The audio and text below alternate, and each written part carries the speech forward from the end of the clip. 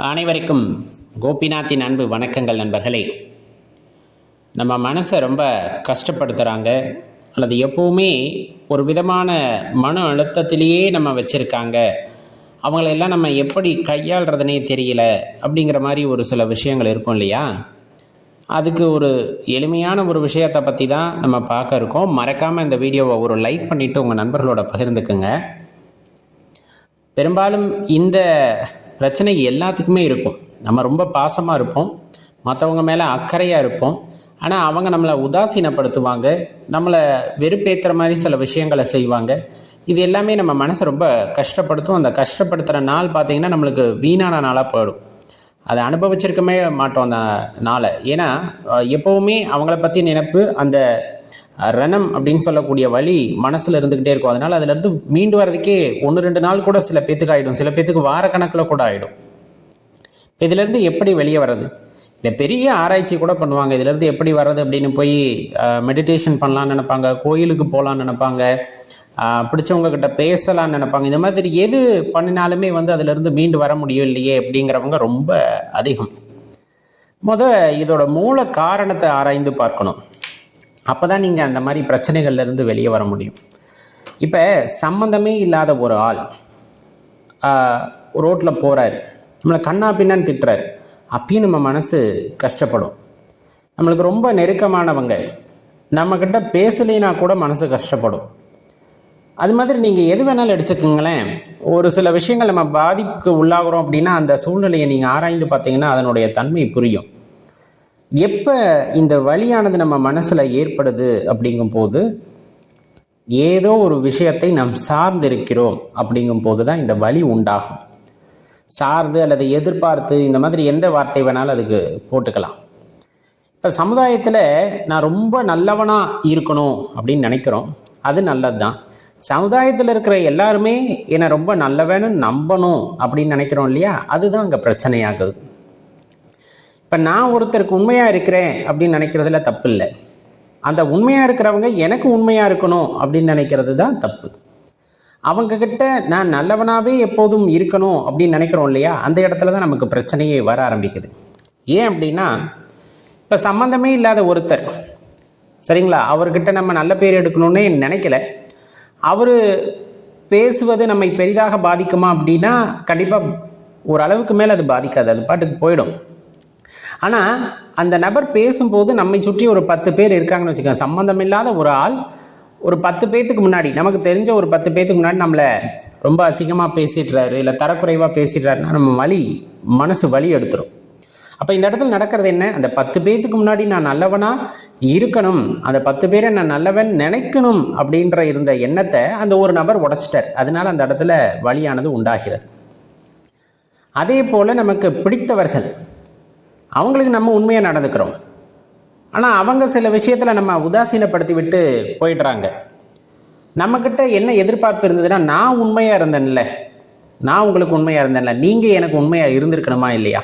என்னோட அன்பை புரிஞ்சுக்கிட்டு அதுக்கு தகுந்த மாதிரி நடந்துக்கிட்டு இருக்கணுமா இல்லையா? இது எல்லா உறவுகள்லையும் இருக்குது. அப்பா அம்மா, நண்பர்கள், சகோதரர்கள், காதலர்கள், கணவன் மனைவி, இவர்களுக்கிடையே இந்த மாதிரி எல்லா விஷயங்களுமே இருக்குது. நான் உண்மையாக இருக்கேன்ல, நீ உண்மையாக இருக்கணும்ல, கண்டிப்பாக இருக்கணும்.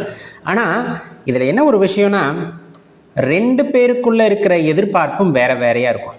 ஒருத்தர் நான் சுதந்திரமாக இருக்கணும்னு நினைப்பார், ஒருத்தர் அவங்க எனக்கு எல்லா விஷயத்தையும் சொல்லணும் அப்படின்னு நினைப்பாங்க. 2 வெவ்வேறு குணம்.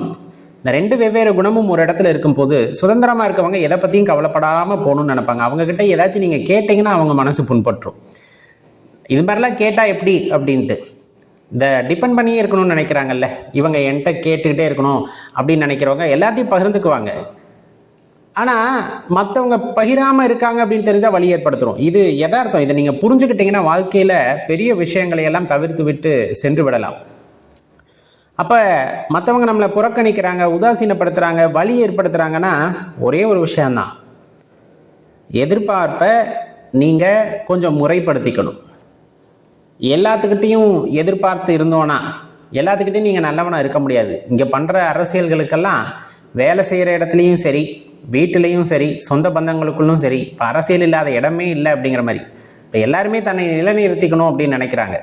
அதுக்காக மற்றவங்களை எந்த அளவுக்கு வேணாலும் நோகடிப்பதற்கு தயாராக இருப்பாங்க. அப்போ நம்ம மனசில் அந்த எதிர்பார்ப்பு அப்படிங்கிற விஷயத்த கொஞ்சம் கொஞ்சமாக நீங்கள் குறைச்சிக்கிட்டிங்கன்னா அவங்க எது பேசினாலும் அதை பற்றி நம்ம கண்டுக்க மாட்டோம், அப்படியே கடந்து போயிடுவோம்.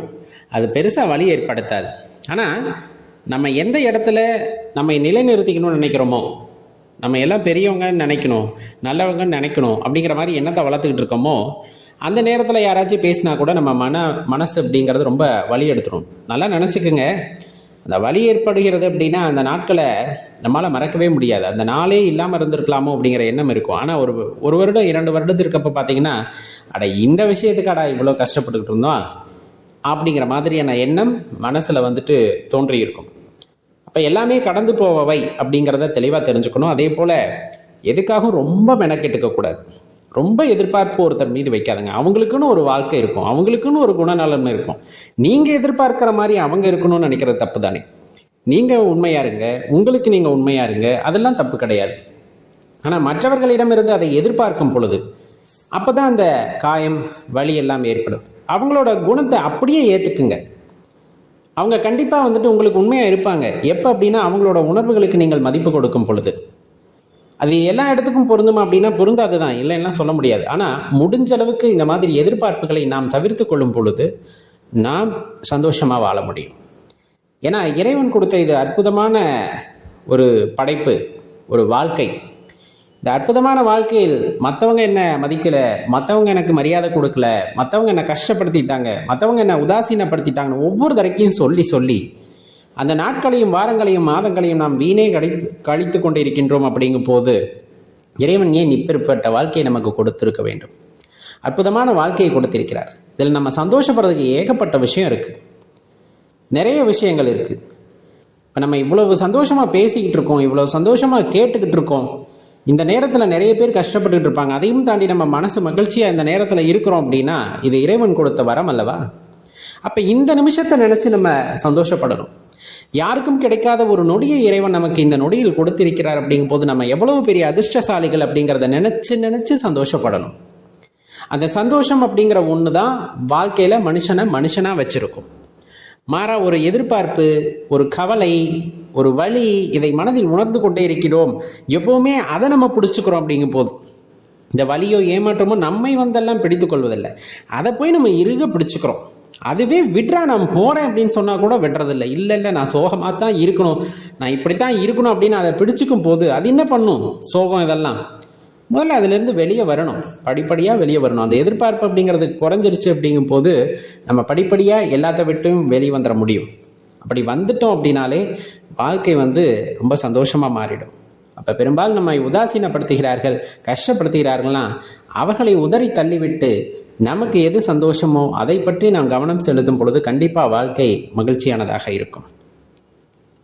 இது சரி அப்படின்னு நீங்கள் புரிஞ்சிருந்தீங்கன்னா, ஏன்னா இதை நம்ம உணர்வால் தான் சொல்ல முடியுமே தவிர, அனுபவத்தால் தான் சொல்ல முடியுமே தவிர, மற்றபடி வார்த்தைகளால் விளக்க முடியாது. இதை நான் உண்மையாலுமே உணர்ந்திருக்கேன்.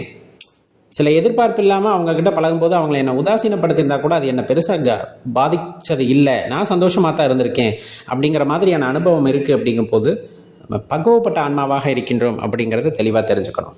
மறக்காமல் இந்த வீடியோ லைக் பண்ணிவிட்டு உங்கள் நண்பர்களோடையும் பகிர்ந்துக்குங்க. நன்றி, வணக்கம்.